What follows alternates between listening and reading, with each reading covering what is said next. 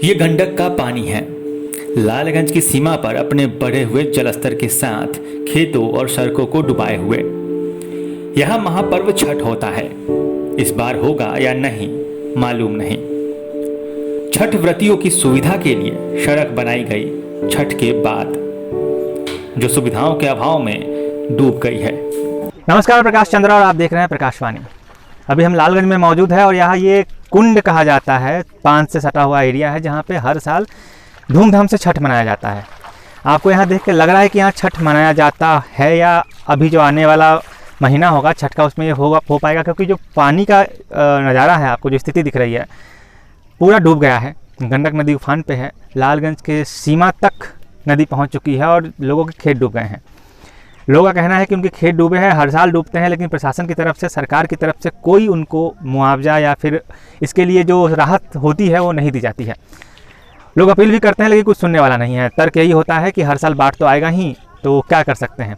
ये सड़क आपको दिख रही है, सड़क भी बनी है तो आधी बनी है, वो स्टॉप का बोर्ड लगा है, वहाँ तक सड़क बनाई गई है, वो भी 2-3 महीने पहले की बात है। और फिर अभी बाढ़ के आने के बाद ये सड़क डूब गई है। बाढ़ के बाद सड़क ख़राब होगी तो उसका नुकसान किसके पास जाएगा, सड़क टूट गई, वो घाटा किसका हुआ, वो सब आपको ही पता है कि हर साल बाढ़ आती है, सड़कें डूब जाती हैं, टूट जाती हैं और वो वापस लिखा पढ़ी में गायब हो जाता है। हालांकि ये सोचने वाली बात है, अगर सड़क बनी है तो सरकार को भी सोचना चाहिए कि उसका उपाय किया जाए, उसको बचाने का उपाय किया जाए, ऊंचाई बढ़ाई जाए, पुल का इंतज़ाम किया जाता है, लेकिन ऐसा कुछ नहीं हुआ है। बस सड़क बना दी गई है और लोगों को कोई से राहत नहीं है। खेत डूबने वालों के खेत डूब ही गए हैं, उनका नुकसान हो ही गया है। लोग अपील कर रहे हैं सरकार से कि आए, उनकी मदद करें, उनका नुकसान देखें। लॉकडाउन में लोगों की कमर वैसे ही तोड़ रखी है, तो उसमें उनको ज़्यादा नुकसान ना हो।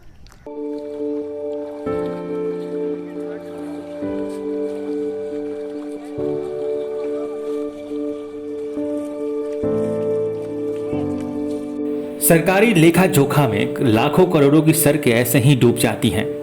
सड़कें डूब जाती हैं और बनाने वाले का नाम चुनाव के लिए रह जाता है। कोरोना महामारी में बाढ़ या जल जमाव बिहार में अब समस्याओं में नहीं गिना जा रहा है। खेत खलिहानों के डूब जाने के बाद मछली पकड़ रहे इन लोगों को देखकर 2 बातें तो स्पष्ट होती हैं। पहला ये कि इन्होंने आपदा में अवसर ढूंढ लिया है, और दूसरा कि खाने के लिए सरकार की तरफ से इन्हें कोई भी मदद या रोजगार शायद नहीं मिला है, वरना बिहार में लागू संपूर्ण लॉकडाउन में ये इस तरह से बैठकर मछली नहीं पकड़ रहे होते। लोगों को प्रशासन से उम्मीद है, सरकार से उम्मीद है कि उनके नुकसान पर थोड़ी सी रहम दिखाई जाएगी। मेरा नाम अक्षय कुमार हुआ, हम अस्थाई निवासी जलालपुर का है।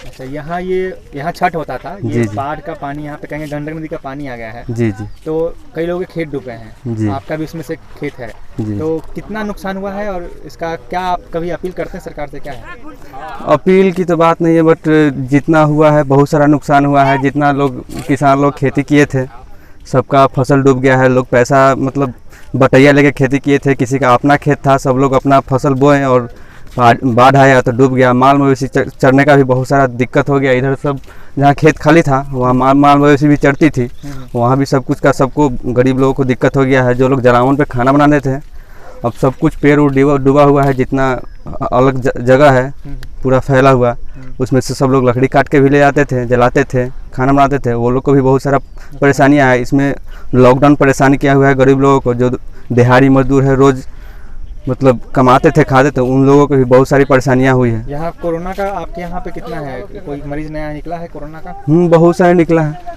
तो हमारे गांव में नहीं निकले हैं, बट लालगंज में निकला है, फिर उधर लास्ट जो जलालपुर है। आप लोग का खेत है यहाँ पे, ये पानी लग गया है। जी जी। तो जब सूखेगा ये पानी, तब अभी तो टाइम लगेगा इसके पानी निकलने में। बहुत सारा, अभी तक छठ तक सूखेगा, उसके बाद फिर से खामियाजा कोई आपको देता है सरकार की तरफ? नहीं, कुछ नहीं मिलता है हम लोगों को। जो डूब गया सो डूब गया। ये सड़क बनाई है सरकार, इसका भी कोई फायदा आपको मिला अभी तक? नहीं, अभी तक कोई फायदा नहीं मिला मेरे को। बना भी तो अधूरा वहाँ? हाँ, वहाँ तक जहाँ स्टॉप है वहाँ तक ही बना है, उसके आगे नहीं बना है। और पता नहीं ये भी कैसे बन गया इतना साल में। बहुत सालों से ये रोड है, लेकिन अभी जाकर बना है। बहुत सारा ये वो भी आधा वहाँ ढलान से बना हुआ है। जी। तो सरकार से आपको कोई उम्मीद अभी तक नहीं मिला है? उम्मीद कोई नहीं मदद नहीं है? नहीं, कोई मदद नहीं। कहना चाहिएगा कि ध्यान दे सरकार आपको? मैं अपील करना चाहूँगा कि ये सब पर भी ध्यान दिया जाए और गरीब लोगों के बारे में भी कुछ सोचा जाए। हम आपको लालगंज की और भी खबरें दिखाते रहेंगे, तब तक जुड़े रहिए हमारे साथ। नमस्कार। तो दोस्तों, प्रकाशवाणी को सब्सक्राइब कीजिए और बेल आइकन को दबाइए।